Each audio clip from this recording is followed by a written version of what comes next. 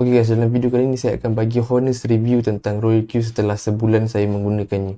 Okay, so dalam video kali ni konten yang saya akan cakap, which is kelebihan dia, kekurangan dia, and also berapa persen yang saya telah dapat dalam masa sebulan. So bagi siapa yang dah sampai kat channel aku, nama aku Ismail. Bagi siapa yang dah subscribe channel aku, thank you so much. Bagi sesiapa yang nak join Royal Q, korang boleh tekan link kat description bawah. And then korang boleh tengok ada 8 video penting yang saya telah buat tentang Royal Q, which is step by step cara nak register, cara nak bind, cara nak buat trade setting, berapa modal kita yang perlu kita ada, cara nak pilih coin, semua saya ada di playlist Ismail Luno Royal Q. Okay? So first kali aku akan memberitahu apakah kelebihan dalam menggunakan Royal Q. Yang pertama, modal kita selamat dalam exchanger, which are Huobi ataupun Binance. Kita tak naklah benda tu terjadi, tetapi if anything happens to Royal Q, kita punya modal, kita punya duit semua ada dalam exchanger, which are Huobi ataupun Binance.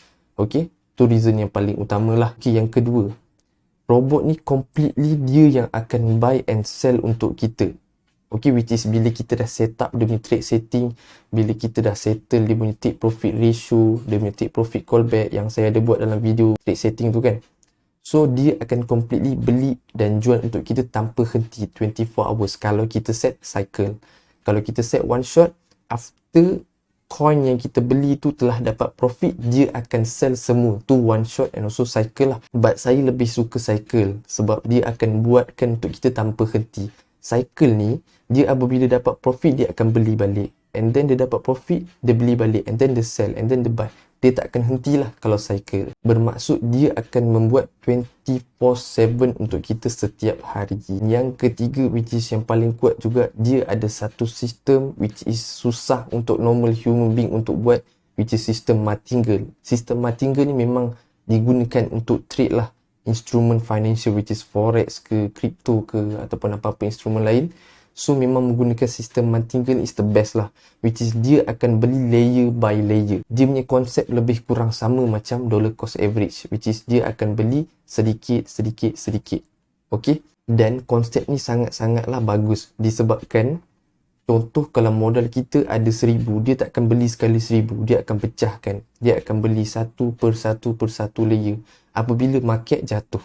Dan apabila market tu rebound sedikit saja, kita dah manage untuk dapatkan profit. Disebabkan apa? Disebabkan average. Okey, yang keempat kelebihan Royal Q, kita memang takkan pernah loss. Apa yang dimaksudkan dengan takkan pernah loss? Semua investment mesti kita ada profit, kita ada loss. Yep. Tetapi apabila kita menggunakan spot trading, selagi kita tak jual, selagi tu kita takkan loss. Maksudnya kita hold. Sama juga macam Royal Q. Apabila contohnya kita membeli sesuatu coin pada harga yang tinggi, apabila dia jatuh, dia akan ada floating. So floating tu bermaksud kuantiti dia kita ada, tetapi dia punya nilai dia telah turun.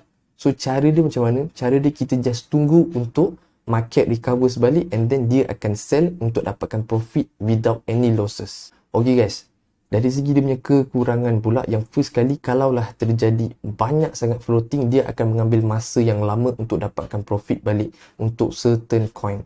Disebabkan itu lagi baik untuk kita trade lebih daripada satu coin. Sebagai contoh, kalau coin ni ada floating yang banyak, coin ni boleh membantu untuk dapatkan profit. Macam itulah contohnya.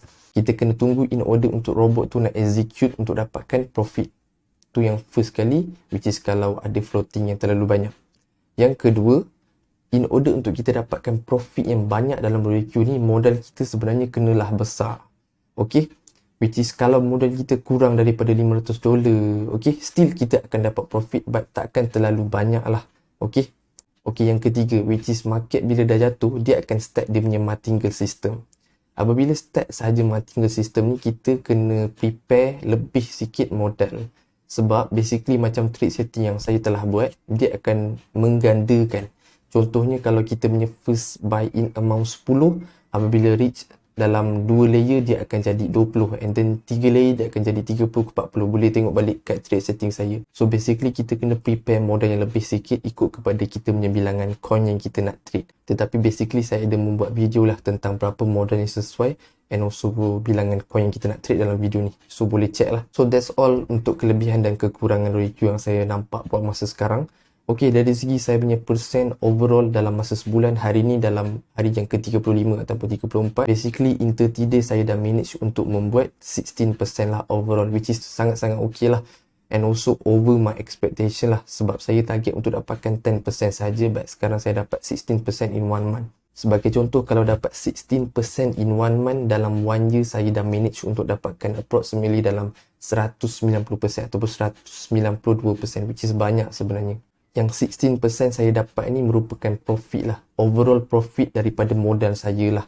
Okay, so that's all from video kali ni, short and simple. So bagi korang yang nak join RailQ, korang boleh tekan link dekat description bawah. Thank you so much. Bagi siapa yang dah tengok video kali ni, jangan lupa tekan button like, button subscribe. Thank you so much.